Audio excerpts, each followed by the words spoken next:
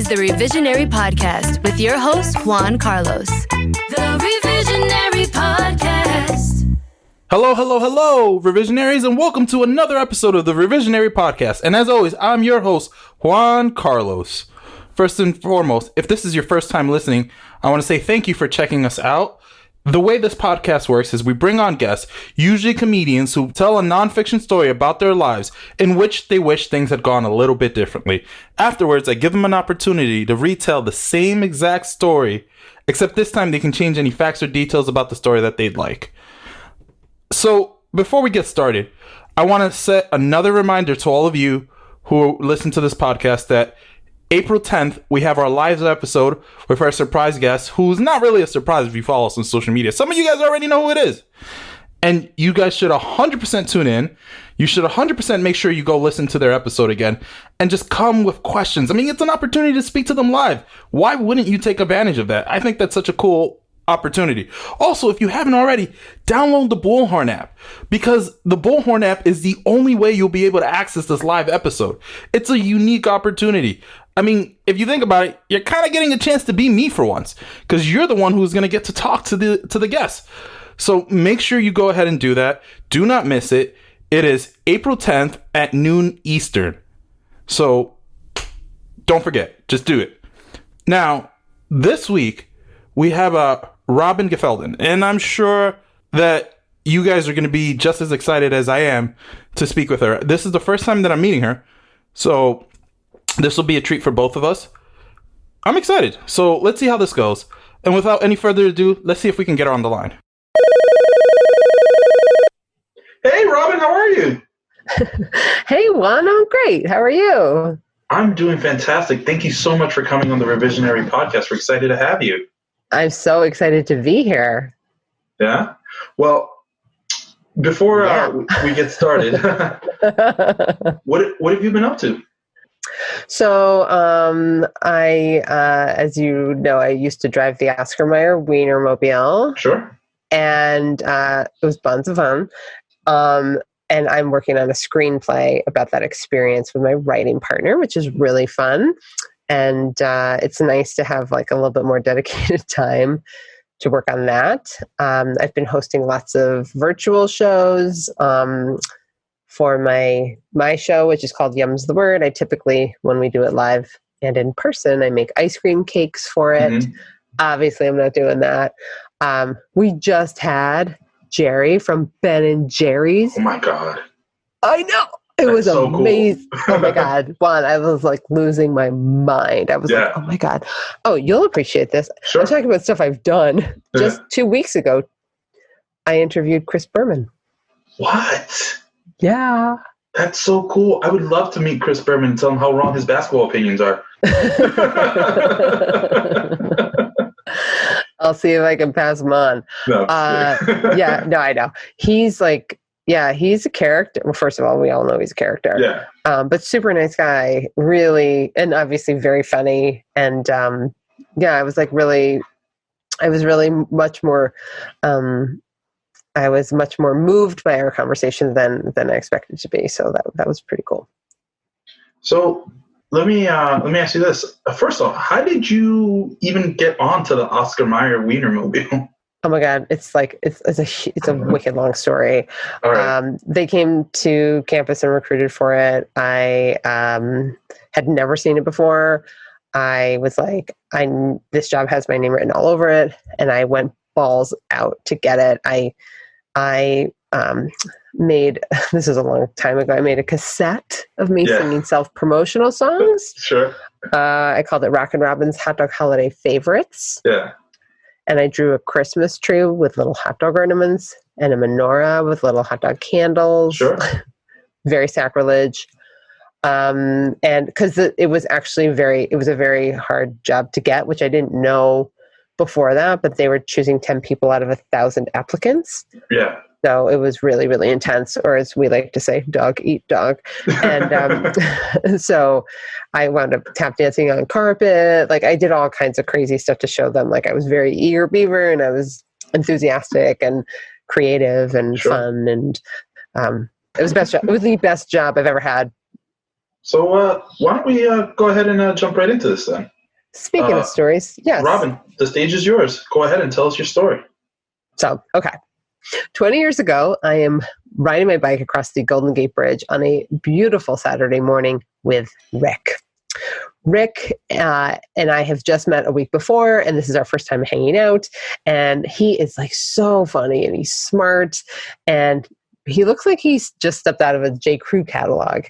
And the best thing about Rick is that he hasn't said the 5 words that I hate. Wow, you are really cool. Otherwise known as my version of the C word.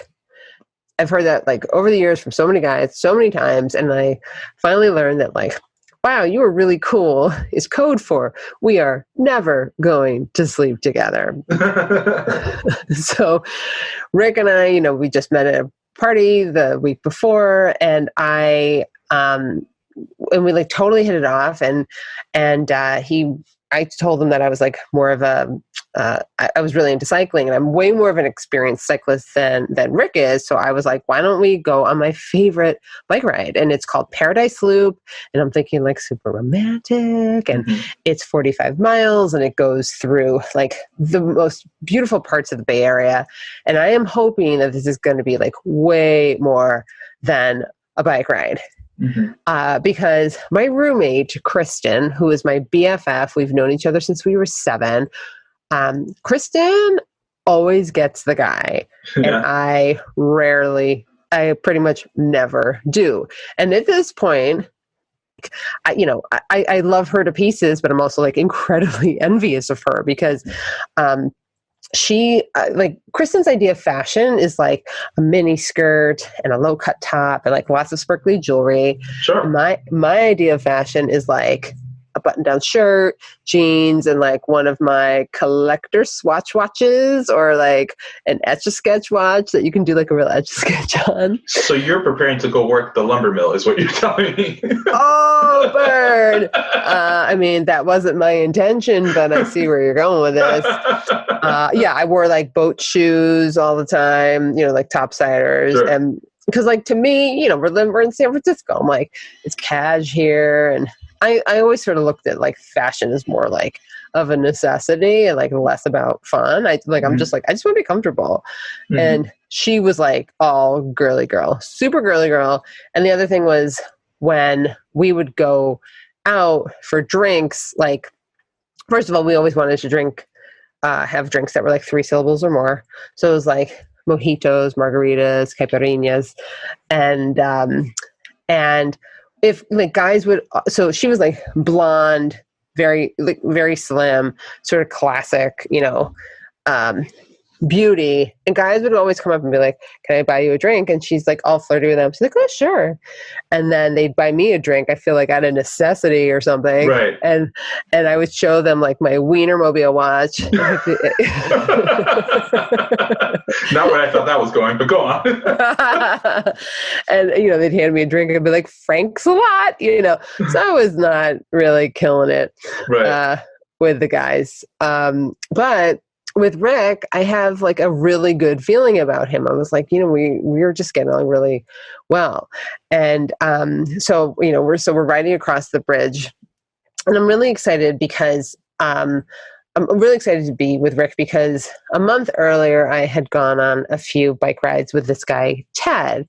And Ted is like, he's sort of like mysterious, and he's quiet, and he looks like he's just stepped out of a Men's Health magazine. And we'd been on a few rides, and like I was really interested in him, but like I didn't know like where I stood with him, or if I was like in the friend zone or what. But I was like, I feel like like things are going well, and we've been like flirty and stuff. Sure. But I hadn't heard from him in a few weeks, so I was like, it's not the kind of mystery I'm looking for, Ted. But I really like him. I just don't know where I stood with him. So anyway, as Rick and I are riding across the bridge, he tells me a couple of things. He's like, first of all, I haven't slept the night before. And I'm like, that's cool. Cause I'm thinking like, the more we stop, the more we can hang. And he also tells me, like, he's never ridden more than 25 miles. We're about to do a 45-mile ride. And I'm like, whatever, what's another 20? You'll be fine. Mm-hmm. And so we ride across the bridge. We're riding through Sausalito. It is a picture perfect San Francisco day. And we're like flirting and chatting and laughing. Right. And I was like, oh my God, this is going so well. And we stop at this one area in Tiburon and we have this little picnic and we're looking back at San Francisco and the bay. And it is just like unbelievable. And I was like, oh my God, Paradise Loop is totally living up to its name. Yeah. And so Rick and I like finished our picnic and we started heading back to San Francisco. Sure. And after like, I don't know, we have like 10 miles left or something. And we passed this really popular bike shop. And I look to my right and riding alongside me is Ted. And I'm like, what? So I was like, oh my God, what do I do? What do I do? And I'm thinking to myself, like, I don't want to mess up my chances with Rick, but like, where have you been, Ted? But I don't say a word. Uh-huh. And we keep riding and we keep riding. And I am getting so flustered. Uh-huh. And, you know, I don't want to brag. I don't have a lot of game, but like, I end up doing like the last thing I should have ever done. Uh-huh. I wind up introducing them. No. And like, as soon as I do it, I was like, oh, you're such an idiot. Because now I am like trying like to deflect like how I know him and how I know him. And like, right. I don't know like how to handle this situation. And Ted tells us, like, he's like, hey, I'm heading back to San Francisco. And then Rick, because he's like so lovely and sweet, is like, hey, why don't we all ride back together? Right. And I'm like, yeah, great. Thanks, Rick.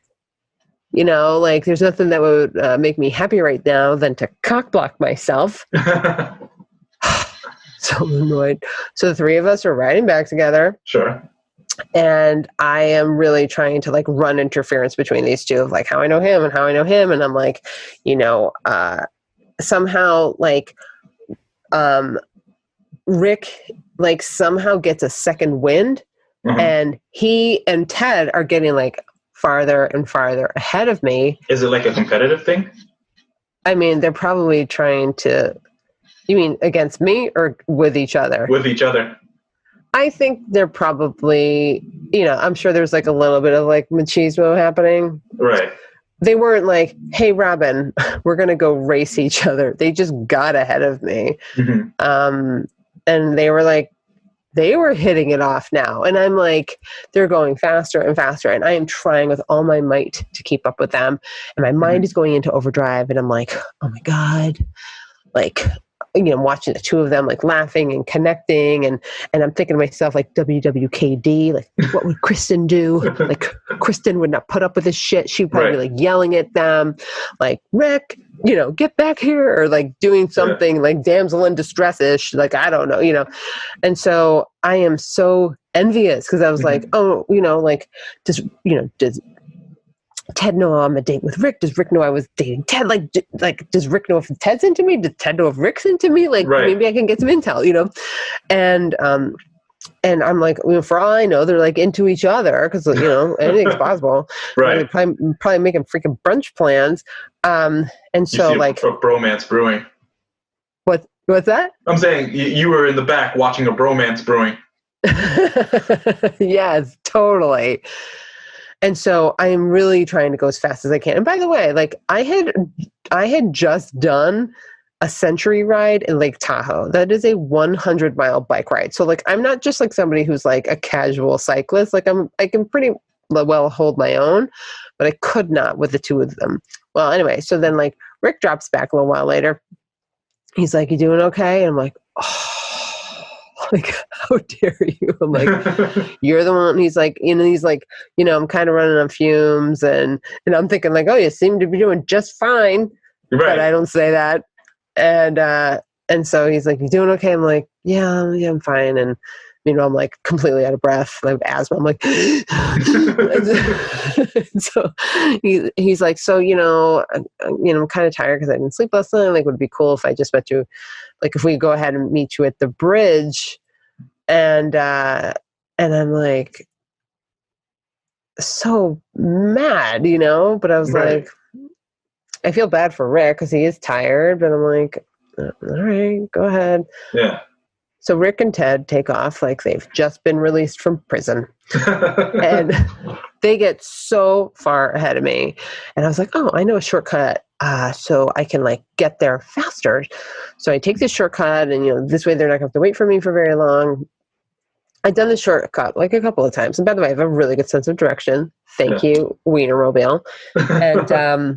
And so I'm riding, and there's like nobody around. Yeah. And I can see the bridge on my left. There's like this big mountain pass, and I'm on this like paved road.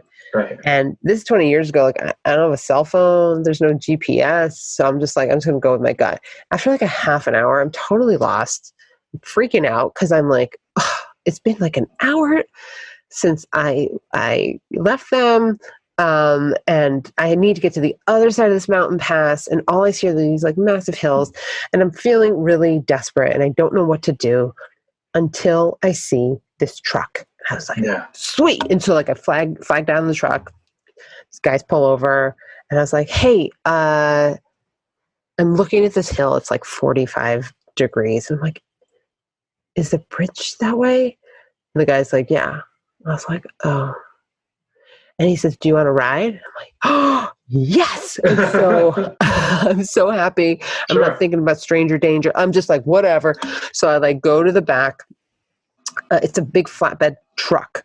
And I look up, and this is when I discover what they're carrying. Strapped to the back of this flatbed truck are 8 port-a-potties. And I was like, what choice do I have? Like, I have to get there. Right. So I put like one hand on the side of the truck and like gripping the bike in my hand. And then I like snake my hand through the tire on the other side, and I'm bracing the side of the truck, and I'm holding on for dear life. Sure. I'm holding my breath, and I'm like, go, go, go. So I'm like, so we start crawling up this like 55-degree hill or whatever it was. And my eyes are just completely fixated on these 8 mobile crappers.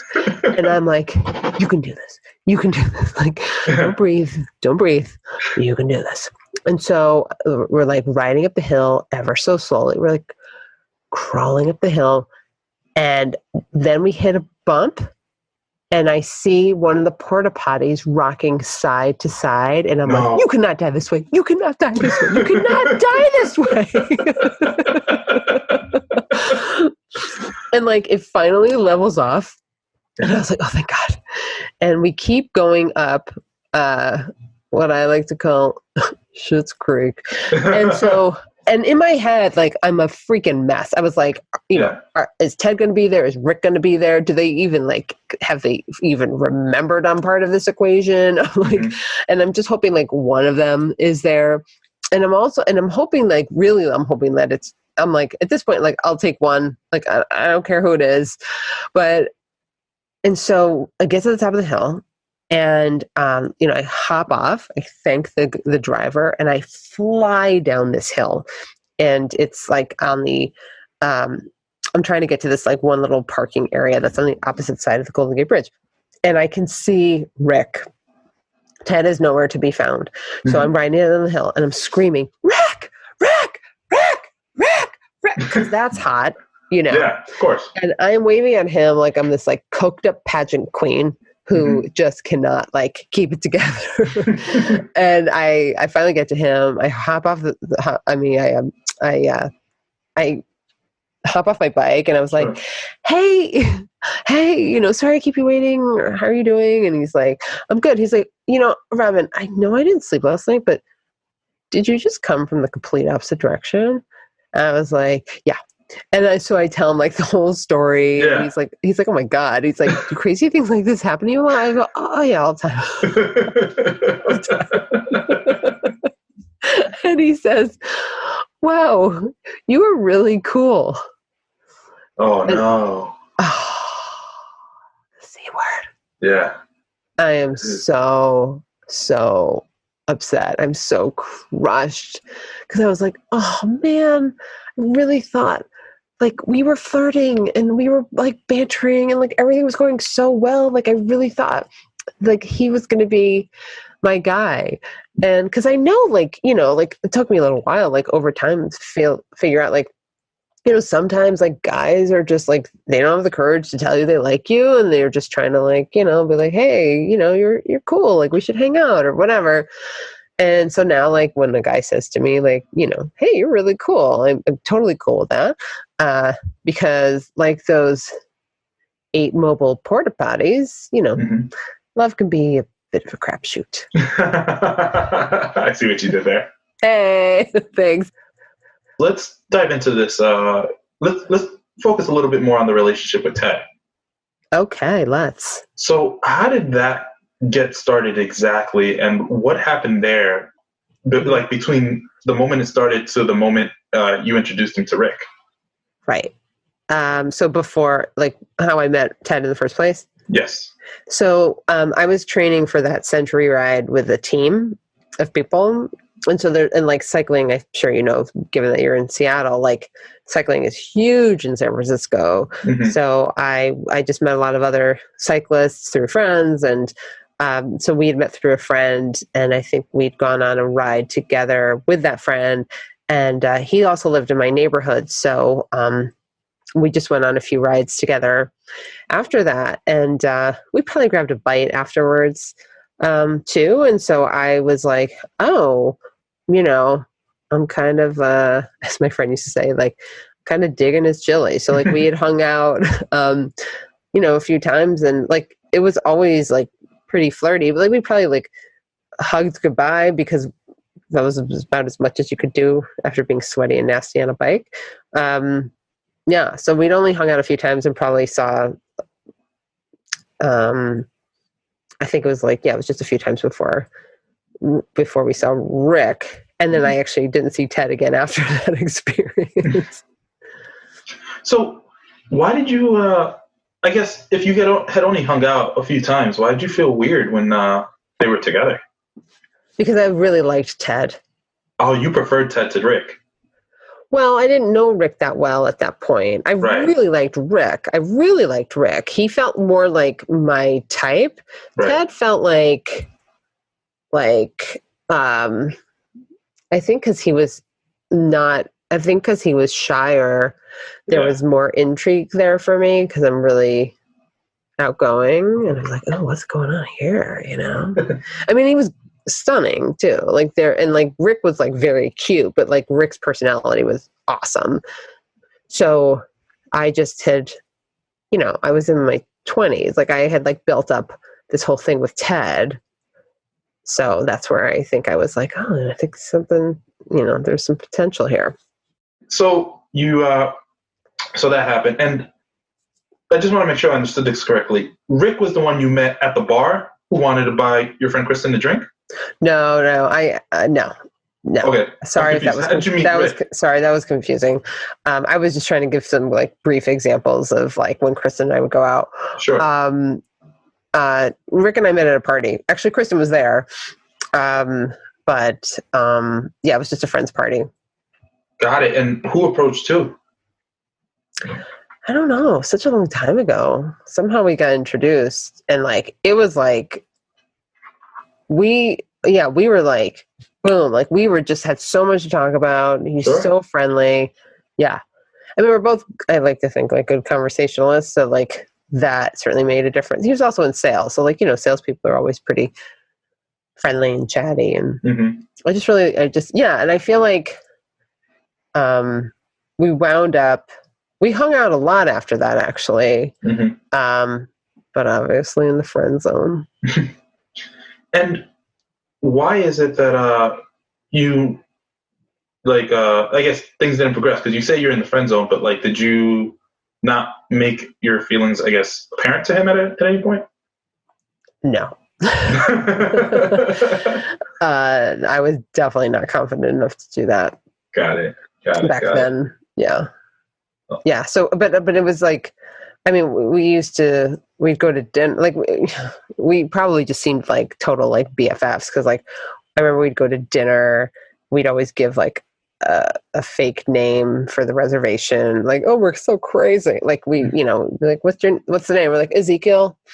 Because we just wanted to hear them say that. And then we would dance together. He would dip me all the time. Like, it just felt like really, that dynamic was way stronger than the one I had with Ted.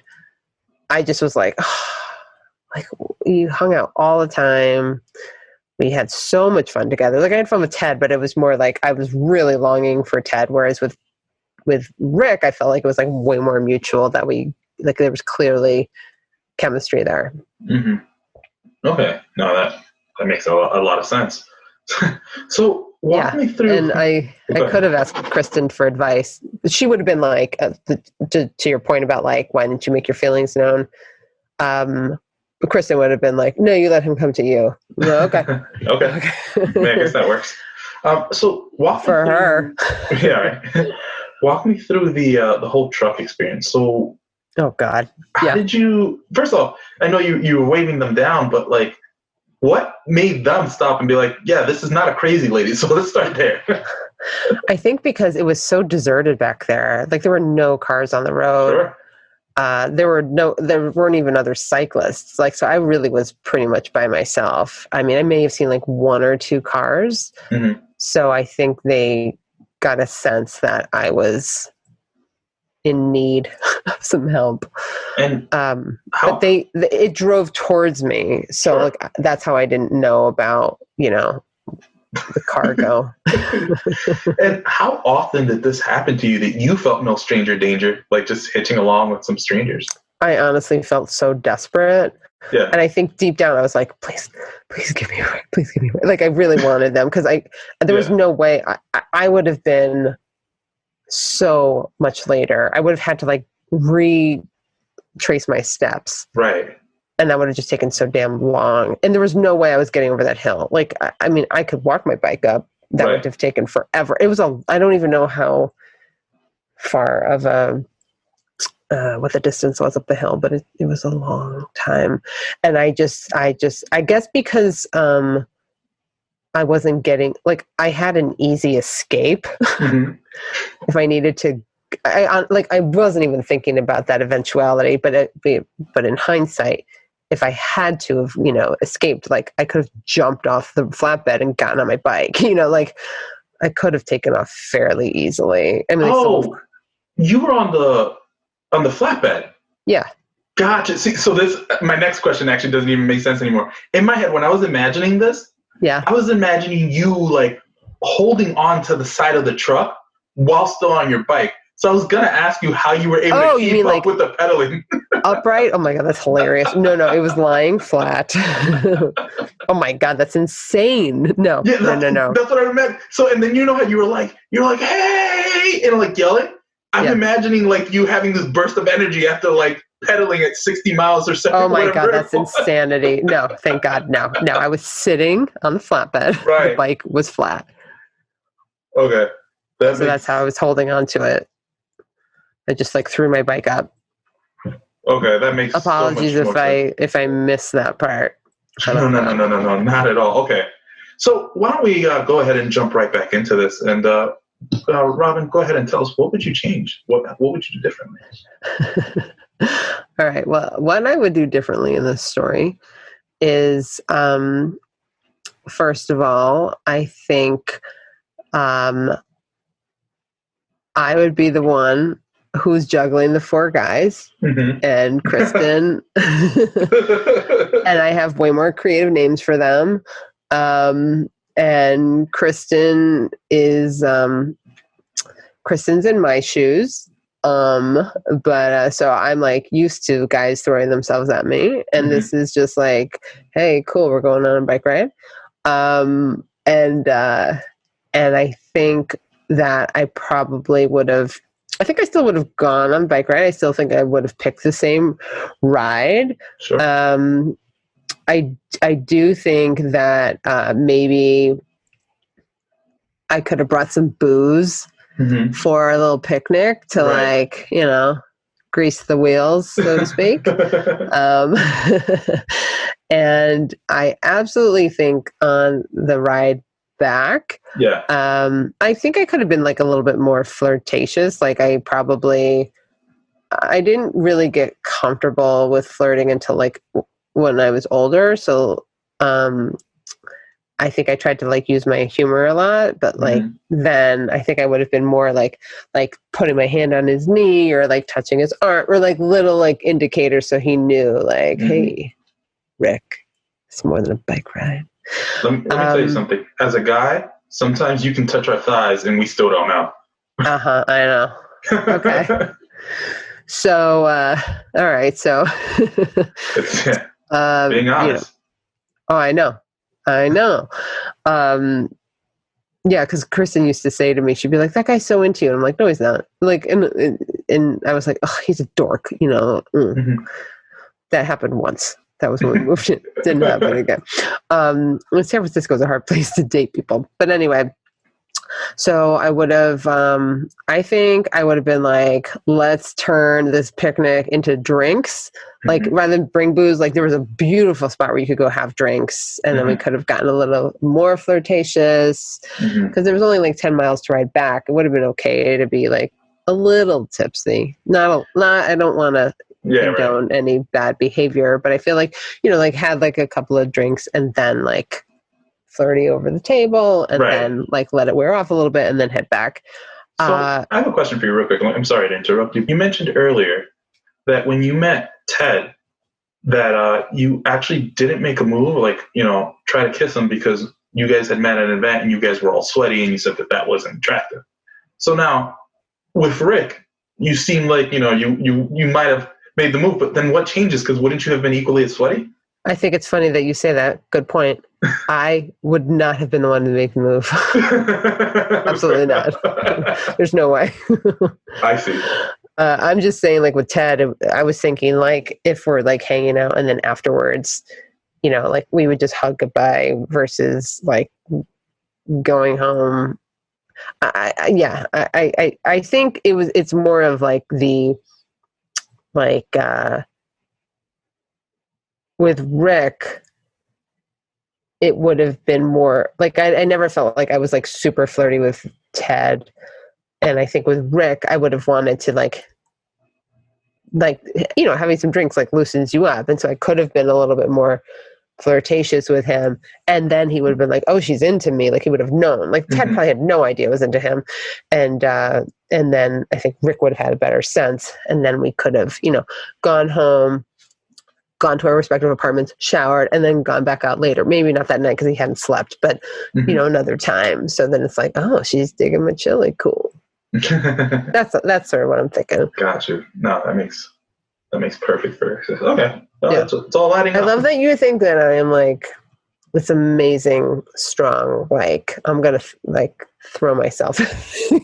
Nope. I just think you're a strong, confident woman, and I'm super sex positive, and I respect everyone's right to make a move. That's all. Yeah. No. Totally. Yeah. Totally. Good point. I was definitely more. I definitely wasn't very confident back then. So, but I appreciate your believing in me. So then riding back, I would have loved to have not have had that interaction with Ted. But I absolutely positively would have just like either stopped so that Ted could ride ahead of us. I would never have introduced them. Absolutely not. I would have just hogged Rick to myself. Right. Because he ultimately was the one I really wanted to be with anyway. Right. Because I was like, whatever, Ted, even though I was still curious to know what was up. Yeah. Because like I said, like we, as far as I could tell, even that early on, I was like, I think we get along really well. So I felt really good about it. so then I could have had the like romantic bike ride of like Paradise Loop living up to its name the way I wanted. I could have avoided the shortcut and just taken like the long route, although that was absolutely not a shortcut, but like gotten to know Rick better, gotten to like chat with him more and just spend more time with him. And then we rode back and we could, like go out on an actual proper date, like the next day or, in the days that follow. Like that would be like my fantasy, and that no guy would ever say you're really cool again. That would be amazing. Somebody just said it to me like a month ago. Like, let me ask you this. So what if Rick were to listen to this episode? Yeah. And then, come back and go, you know what, Robin? I've been harboring these feelings for you all these years. And now that you've professed that you had feelings for me way back when, and said this to you now, what would you do? What would happen? I'd be like, go get a COVID test. I would have been stunned, absolutely shocked, delighted. As far as I know, he still lives in the Bay Area. And I would totally be game for some like Zoom calls, see what's happened in the last 20 years. And I would totally explore it. Yeah, I just broke up with somebody a month ago. So I'm like, game on. And I know like the foundation of like a really good friendship is there. And, we both look different now, but so we're mature. Here it is. Totally down for it. Here it is. We're launching the Lost Connection section of the Revisionary podcast, and here we have Rick. No, I'm just kidding. Oh yeah, nice. Oh my god, it's so good to see you. Would that have been weird? He just rolled out. No, I'm just kidding. It would have. It's funny because like that's not his real name. Yeah. I usually check. I always change people's names, but for some reason I didn't change Ted's name because I'm like I don't think I'm in touch with anybody who even knows him, and it doesn't matter. And I don't think anything bad about him. Just that he didn't wait for me. But why should he? He wasn't on the ride with us, technically. So okay, I think first and foremost, I want to say thank you for sharing the story. This has been wonderful. I've thoroughly enjoyed hearing about your bike ride. Oh, thanks. I still ride. I love cycling. Yeah, thanks for having me. I tried getting into it, but you have to be somewhat fit to bike ride. No, you don't. No, I did. I try to go over a bridge, and what they don't tell you about bridges is you think that when you're in a car, the bridges are flat. They are not. They're all the way uphill and then all the way downhill, and then you have to get back. So it's twice. And if there's wind, wind on a bridge is awful for a cyclist. Yep. It sucks. Learn that firsthand. Yeah, so, I bet. Before I let you go, we have a few traditions on this podcast. Ooh, I love traditions. Tradition. The first is, at the end of every episode, we ask our guests to share a quick childhood story with us that puts a smile on their face, or just generally, just makes them happy when they think about it. Oh, well. I love this story. I'll tell it as quickly as I can. Sure. So when I'm the oldest of three girls, and when I was a kid, I was the guinea pig for all of my dad's athletic experiments. Sure. I think he was just like, do any of these girls have any, athletic potential? Mm-hmm. And he tried to get me to play golf, and I clobbered my head with a putter, which I'm sure is the one club you don't swing. Yeah. I tried. Did you ever play Foursquare? You mean the geotagging location app? No. It was like this old school game where you'd bounce those red balls. Oh, whatever. It's a non-contact sport. There's truly 4 squares, and you just bounce it. I don't even remember the point of the game. Anyway, I played that and I broke my pinky. And then one time I was in an above ground pool. The whole thing collapsed and I got washed down the hill. Oh my God. Yeah, hilarious. So then when he asked me to, and by ask I mean made me be on an all boys basketball team in 6th grade, I was like, what are you doing? You should know what you're getting yourself into. But my dad is kind of an intimidating figure. He's a little like Bobby Knight-ish, if you will, if you know who I'm talking about. Mm-hmm. And so very intimidating. And I was like, I can't say no to my dad. So I go to like my first practice, and there's all these 11, 12-year-old boys running around the gym. And I'm like freaking out because I'm like, I don't belong here. Like I can't make a layup. I can barely dribble. And during sprints, I can't breathe because I have asthma. Mm-hmm. So I'm just like, ugh. And all I want to do is like go home and practice my jazz routine for Danger Zone. And anyway, the game starts. The season starts. Games are always the same. I'm running up and down the court going, I'm open. Never throw me the ball.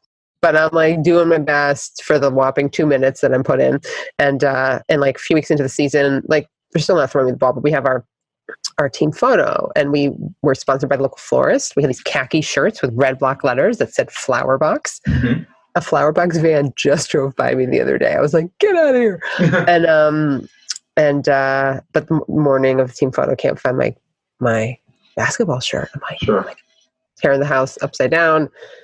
And my dad's like, Robin, Amy, Gelfenbien, let's go. And so I just grabbed the only khaki shirt I have, get in the car, zip up my coat. I'm like, I don't want my dad to see. I don't want these boys to see. But like, obviously, I'm going to have to reveal this. Get to the gym. They're all lined up against those like blue mats in the old school like gyms. And I unzip my coat, and I'm like dreading this because my khaki shirt that's supposed to read Flower Box says instead Girl Scout Cookie Champion. Why? Because I was the Girl Scout Cookie Champion. I couldn't find my shirt. It's my only khaki shirt I own. So it says Girl Scout Cookie Champion. And the boys like lay into me, like, I'll take some Thin Mints and some box, this. I'm just like, oh, I'm so mad. I'm like, because like the Flower Box shirt is infinitely more masculine than a Girl Scout Cookie Champion shirt. Yeah, of course. So, yeah. So anyway, games continue. I'm doing my requisite, running up and down the court. Final game of the season. I'm like, finally, ref calls substitution. I go in after going. And so I go in. I'm like, I'm open. They're still not throwing me the ball. And then like a minute or so passes, and Randy Zano does the unthinkable. He throws me the ball. Oh, no. Oh, no is right. And I am standing there like watching this ball come hurling towards me. And over on the sidelines, my dad's like, come on, Rob. Like basically like, don't screw this up. And I'm like, okay. I was like, you know what? This is my time to prove myself. Like maybe I do have some athletic potential. Yeah. And like, I'm not going to let my dad down. And then I do what like any other 11-year-old girl who's been mocked all season by her all-boys basketball team would do. Mm-hmm. I ducked.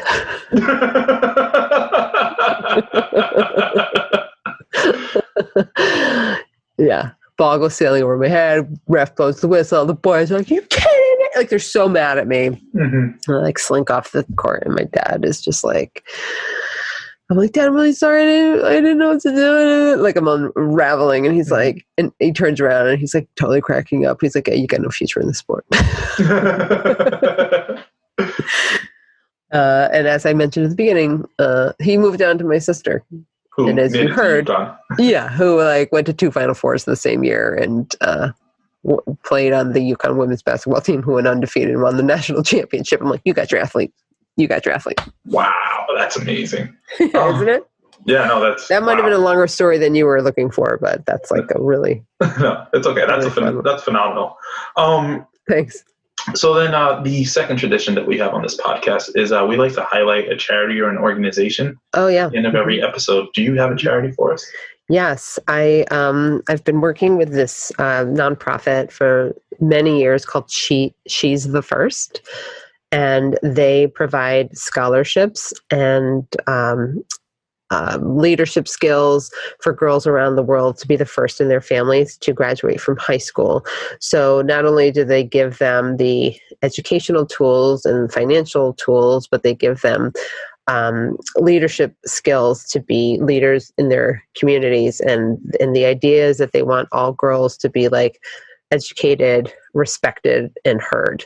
And I can't say enough about them. They're fantastic. They were part of Michelle Obama's, she did like Global Girls Alliance a few years ago. She only chose 4 nonprofits, and they were one of them. And it's just like a couple of like 30-somethings running this, and they're very impressive. Well, thank you so much for doing that. Please send me the link, and I'll go ahead and put it in the description for everyone to follow. Sure. It's she'sthefirst.org, no apostrophe. Where can we follow you, or where can the Revisionaries follow you? Oh, yeah. I'm on Instagram at robin.gelfenbien, and that's GELFENBIEM. At Twitter and TikTok at Robin Gelfenbien. And if you want to follow my show, it's Yums the Word Show across all social media. And because I make ice cream cakes, I call it Ice Cream Social Media. And and it's Yums without an apostrophe there as well. So Yums the Word Show. Perfect. And before I let you go, do you have any last words for our Revisionaries? I would say thank you for listening. I hope you never find yourself in a pickle with port-a-potties, because it is very unpleasant. But like, go with your heart, go with your gut when it comes to these stories of love. Perfect. Beautiful. Thank you so much for coming on, Robin. Have a wonderful day. You too. Thanks, Juan. The Revisionary Podcast. I thought this was a super adorable story, if I'm being very honest with you guys. Like, I don't know, there's just like this innocence to it that I really enjoyed. And it's just wild, you know what I mean? Like she caught herself in this, like, possibly, well, in this awkward situation, you know what I mean? And the fact that they hit it off, it just, the way everything worked out, I thought that was pretty cool. So I really enjoyed the story, and I'm really glad I heard it. I want to make sure that you guys know, like, once more how much I appreciate all of you. Please, again, don't forget to follow us on social media. Make sure that you tune in and put the live show on your calendars. Make sure that you remember April 10th at noon Eastern. We're having that live show. Make sure you download the Bullhorn app, and also pay attention to our social media, because I will put out like a link ahead of time so that you know exactly how to access the live show. I want to make sure that as many of you as possible make it out to the live event. So thanks again for listening. And as always, enjoy the rest of your day. Thank you for listening. This is the Revisionary